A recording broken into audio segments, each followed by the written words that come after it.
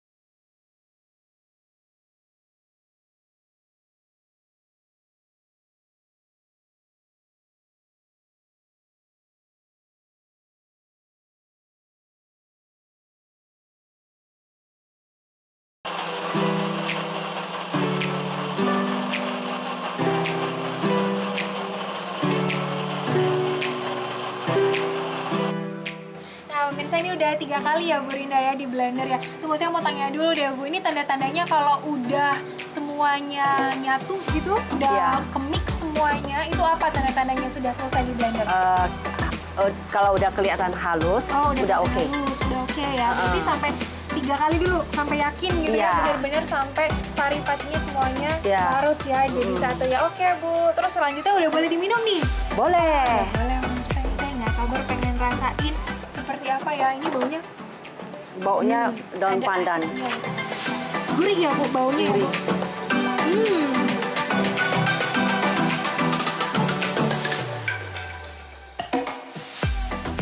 Nah, ini dia pemirsa nih, susu kedelai buatannya Bu Rinda ya Bu. Saya cobain ya Bu? Ya, cobain. Bener sih pemirsa ya kata Bu Rinda tadi.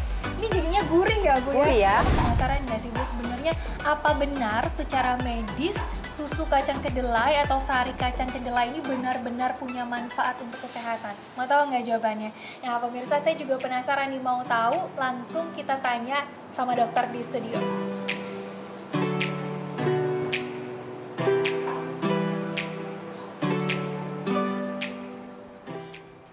Wah dok, waduh enak ya siang-siang ini minum susu kedelai.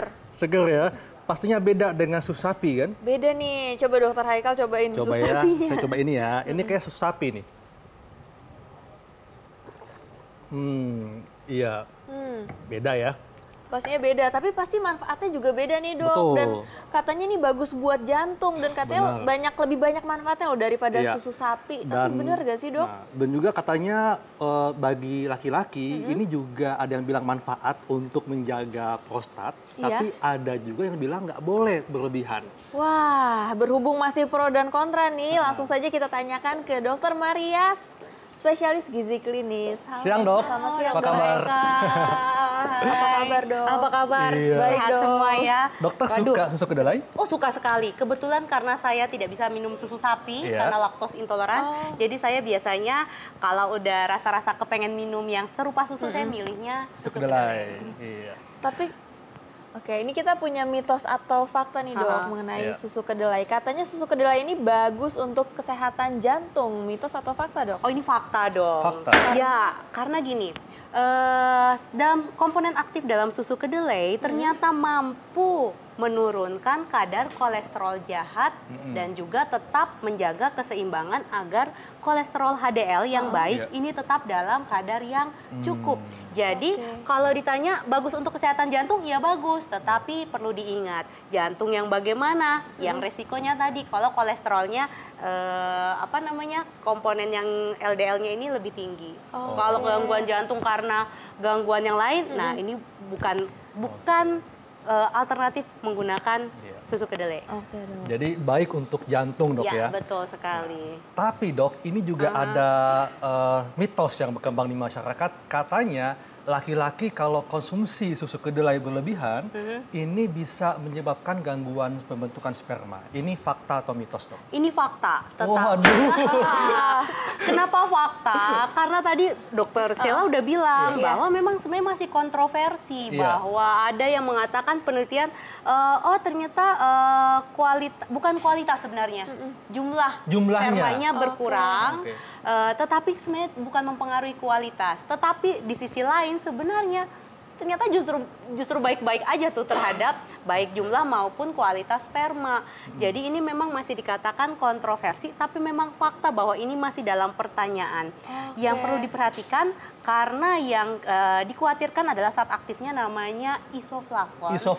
Jadi mungkin ada baiknya tidak mengonsumsi berupa suplemen yang mengandung isoflavon. Tetapi kalau masih dalam bahan makanan sumber ini masih baik. Jadi artinya kalau misalnya mendapatkan kedelai dari sumber makanan lain seperti tempe tahu, nggak apa-apa. Tidak apa-apa. Oke, ini masih ada mitos atau fakta berikutnya, Dok. Katanya sering konsumsi susu kedelai dapat tingkatkan resiko kanker payudara dan juga kanker rahim. Ini mitos. Mitos. Karena memang beredar sekali bahwa di dalam komponen aktif susu kedelai, kacang kedelai ya, terutama entah itu susu, entah itu tahu, tempe, dikatakan aktifnya ini menyerupai estrogen. Oh gitu. Gitu ya. Jadi beberapa kanker yang ada kaitannya sama estrogen, kaitannya dihubungkan dengan jangan makan tahu tempe, jangan minum susu kedelai banyak-banyak. Tetapi ini sebenarnya mitos karena rupanya kandungan dari susu kedelai ini juga bersifat antioksidan. Jadi baik untuk kulit ya, Dok? Ya, baik juga untuk sebenarnya menghambat pertumbuhan sel-sel kanker. Tapi balik lagi harus berupa bahan makanan sumber yang alami, bukan berupa suplemen yang padat isoflavon. Oke, kalau berarti kalau untuk perempuan sendiri tidak ada batasan ya, Dok, ya, kalau mau tidak ada batasan. Lagian seberapa kuat sih kalau ini ya konsumsi susu kedelai ya. Nah, ini masyarakat perlu tahu, Dok, ini porsinya yang baik itu seberapa, Dok, sehari? Bisa sekitar 100 sampai 200 gram dari susu kedelai. Dari kacang kedelainya ini. Ya. Semana nih, Dok? Kalau sepiring ini kelihatannya bisa mencapai 200 sampai 300 gram. Jadi tergantung nih dalam satu gelas ini kacang kedelainya berapa banyak. Karena biasa pembuatannya ada yang encer, ada yang kental. Lalu satu lagi nih, Dok, hati-hati kalau pembuatannya mengandung gula. Jadi kalau andai kata berlebihan gulanya sama aja, Dok, ya? Sama aja. Jadi lebih baik mungkin dibuat sendiri. Yang kita cari kan bahan aktifnya ya. Nah, nih, Dok, ada lagi yang mengatakan bahwa konsumsi susu kedelai dapat mengendalikan tekanan darah. Ini fakta atau mitos? Ini fakta. Fakta. Kenapa nih, Dok? Balik lagi karena komponen-komponen aktif di dalam susu kedelai, kacang kedelai kan tidak hanya isoflavon, banyak sekali, ada ratusan komponen aktif. Nah, ternyata untuk yang rutin mengonsumsi dengan catatan tanpa gula tambahan ya, ini rupanya bagus untuk pembuluh darah.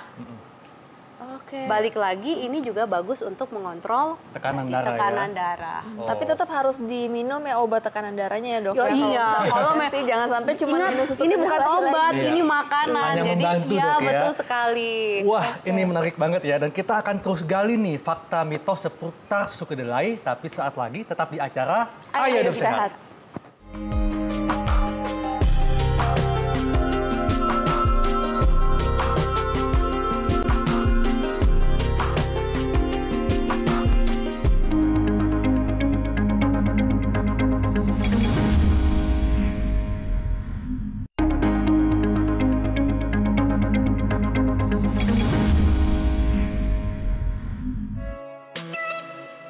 Pemirsa Ayo Hidup Sehat, siapa yang tidak tahu susu kedelai? Susu yang diolah dari kacang kedelai ini disukai oleh banyak masyarakat Indonesia lantaran dipercaya memiliki manfaat bagi kesehatan. Dan tak jarang pula susu kedelai diolah menjadi makanan ataupun minuman.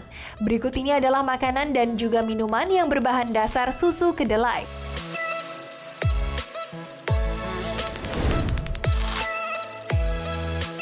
Yang pertama adalah es krim. Jika biasanya bahan dasar es krim adalah susu sapi, maka kini ada olahan es krim berbahan dasar susu kedelai. Cara pembuatannya pun tak jauh berbeda dengan menggunakan susu sapi. Namun es krim yang dihasilkan dari susu kedelai memiliki tekstur yang lebih lembut. Es krim ini sangat cocok untuk anak-anak yang alergi susu sapi. Es krim kedelai juga berguna untuk pemirsa yang sedang diet karena susu kedelai tidak banyak mengandung lemak. Berikutnya adalah puding. Siapa sangka kalau susu kedelai juga dapat dijadikan makanan penutup yang menyehatkan. Dan bagi Anda pelaku diet, ada baiknya untuk mencoba untuk mengkonsumsi puding dengan bahan dasar sari kedelai ini. Selain menyehatkan, puding jenis ini juga memiliki tekstur yang sangat lembut dan juga kaya serat dan cocok dijadikan sebagai camilan sehat. Korea Selatan tidak hanya terkenal dengan bintang K-pop-nya saja, tetapi juga ada makanan yang dikenal dengan nama kongguksu, yaitu sup susu kedelai yang diolah dengan mie. Cara pembuatannya pun sangat mudah. Mie direbus hingga matang dan juga kenyal. Untuk membuat kuahnya, kacang kedelai terlebih dahulu direndam dengan menggunakan air panas dan kemudian dihaluskan. Setelah halus, tuang ke dalam mangkuk yang berisi mie dan untuk lebih dingin bisa ditambahkan dengan es batu. Bagaimana?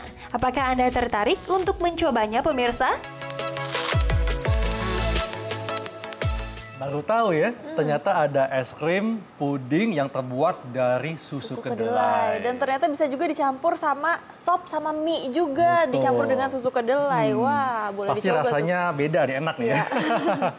Iya. Nah, dok, ini ada lagi dok, fakta atau mitos dok ya. Bahwa menangkal osteoporosis bisa dengan menggunakan minum susu kedelai. Ini fakta atau mitos? Fakta. Ini fakta, karena gini, kalau osteoporosis kan kita biasa mengkhawatirkan adalah kalsium. Benar ya? Sebenarnya kalsium di dalam susu kedelai sih tidak setinggi yang ada di dalam susu sapi. Tetapi selain kalsium, kita juga sebenarnya butuh zat pembangun, yaitu protein.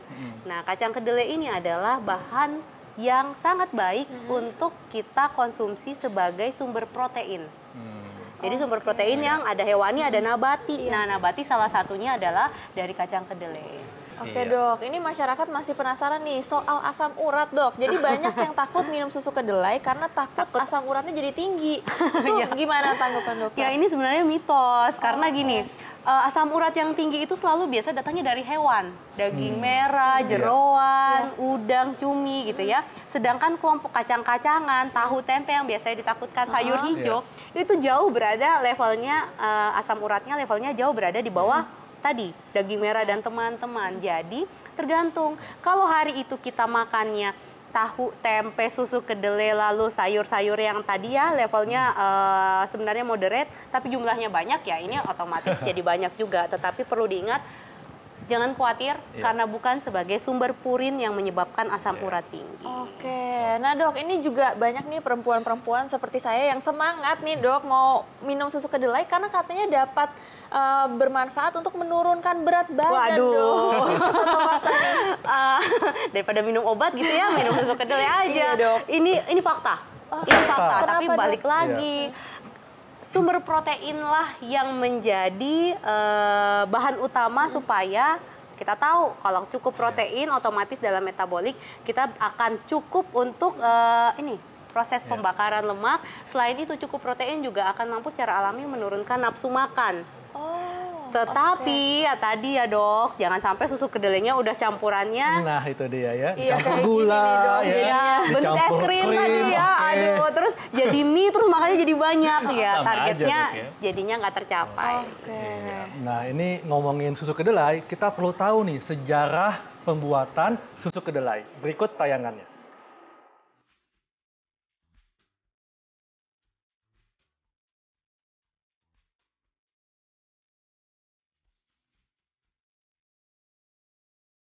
Pemirsa Ayu Hidup Sehat, kedelai atau kacang kedelai adalah salah satu tanaman jenis polong-polongan yang menjadi bahan dasar banyak makanan, seperti tempe, kecap, dan tahu.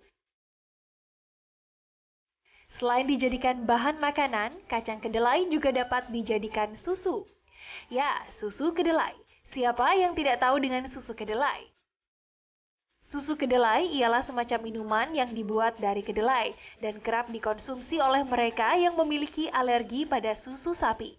Manfaat susu kedelai pun sangat banyak. Selain itu, dapat dikonsumsi oleh siapa saja, tentunya dengan takaran yang ideal.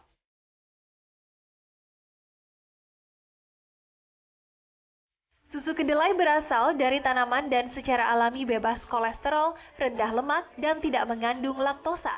Pada 1900 tahun yang lalu, Raja Huainan yaitu Liu An menggiling kacang kedelai yang telah direndam selama beberapa waktu, menghasilkan sebuah cairan yang dikenal dengan susu kacang. Ia membuat cairan tersebut sebab ibunya sakit dan tidak dapat mengunyah makanan keras. Siapa sangka penyakit sang ibu kemudian berangsur membaik dan menyebabkan susu kacang menyebar luas ke masyarakat. Di kebudayaan Tionghoa, susu kedelai menjadi minuman umum karena cocok dikonsumsi sepanjang tahun. Manfaat susu kedelai sangat banyak, di antaranya dapat meringankan gejala menopause, seperti sensasi rasa panas dan berkeringat pada malam hari. Selain itu, susu kacang kedelai juga mengandung protein yang hampir sama banyaknya dengan susu sapi, vitamin D, B12, serta omega 3 yang dapat membantu mengurangi kadar lemak darah. Berbeda dengan Tiongkok, Amerika Serikat juga memiliki minuman dengan bahan dasar susu. Milkshake atau minuman kocok ini terbuat dari bahan yang mahal serta emas yang dapat dimakan. Minuman ini disajikan dalam gelas bertabur kristal Swarovski. Minuman yang diberi nama Lux Milkshake ini menjadi minuman termahal dengan harga $100 atau hampir 1,5 juta rupiah dan berhasil masuk ke dalam Guinness World Record. Lux Milkshake sendiri dibuat oleh seorang chef bernama Joe Calderon, di mana ia mencampurkan susu yang diambil dari Kepulauan Channel yang terkenal dengan memiliki lemak yang tinggi. Susu pun dicampur dengan vanila Tahiti dan krim mewah yang ditambahkan dengan edible gold atau emas 23 karat yang dapat dimakan. Tertarik untuk mencobanya pemirsa?